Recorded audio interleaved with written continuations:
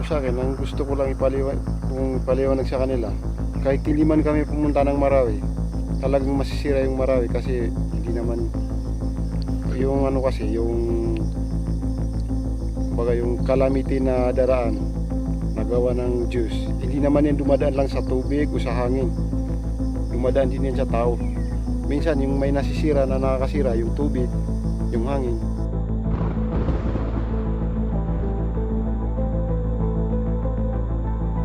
Saka pinapakain. Pero mayroon na kami nakita na nasa lubong ng mga ISIS na Christian, tinanong nila, pinatay agad nila. Yun lang nakita ko.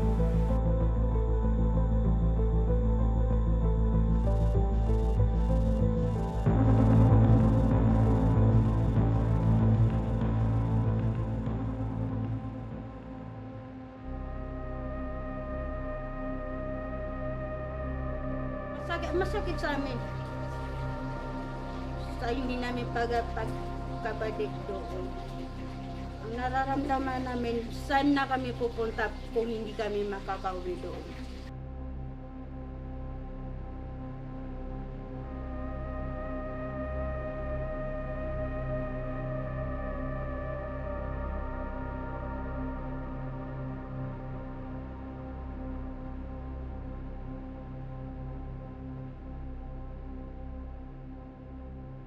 Kasi kung hindi na sila Marawi, wala sana kami dito.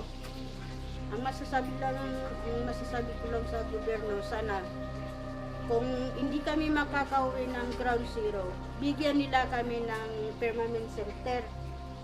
Mahirap ang buhay dito kasi hindi ka makahanap agad ng trabaho dahil sa pandemic at saka hindi ka makahanap ng trabaho dyan sa may public market.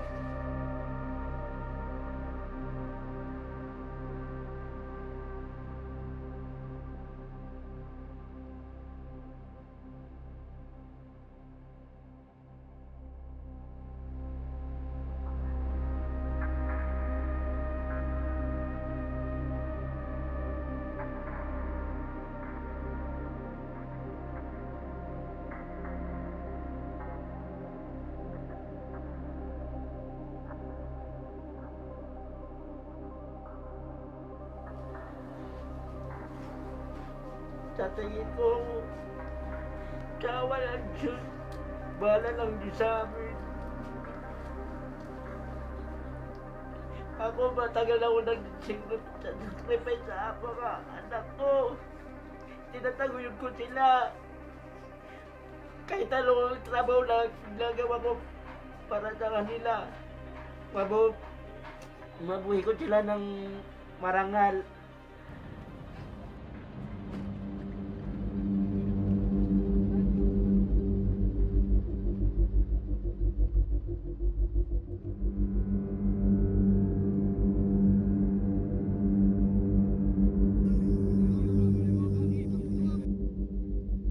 Dati kasi nung sumali kami ng ISIS, pero sa time na yun, hindi pa namin alam kung ano yung mangyayari.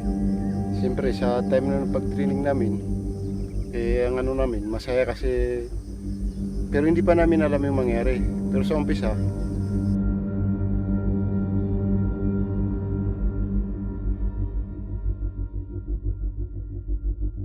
kahit ano yung pinapaliwanag nila dun sa mga meaning ng Quran, yun yung nakukuha namin kasi hindi namin alam yung totoo. Kaya ang sinasabi nila, kumbaga tawag doon, panindig daw yung dating nangyari, paglaban daw yung dating nangyari. Yun yung sinasabi kasi nila eh.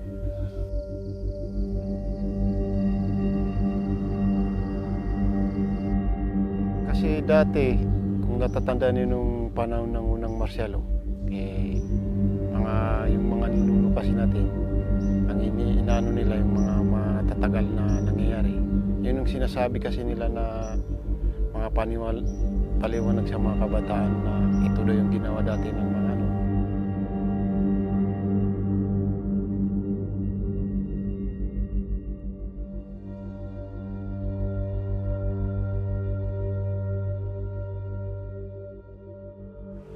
Mga 7 to 8 o'clock in the evening, That's the time na na-pick up kami ng mga ISIS, mga terrorists. Takot na takot kami. Takot na takot kami dahil long arm sila eh. At saka mga nakaano ng mga bala nila. Takot kami pero walang bilangan na ng araw at the time. Basta ang pinaka-importante sa amin nagdasal na lang kami. Yun lang yun ang ano namin.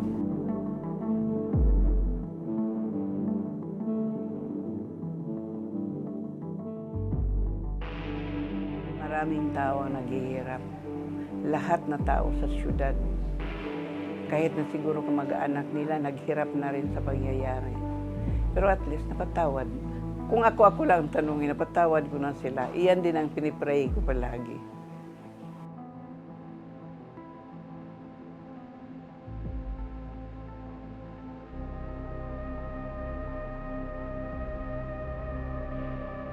Fortunately, with the advent of education, such idea, the RIDU system and the war incidents were minimized.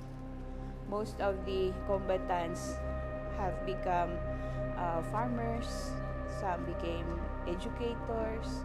Now that the gasoline, the diesel's price is getting higher, it makes us worried. As a development worker, I am worried because it costs a lot of damages to the livelihood of the farmers, of the residents.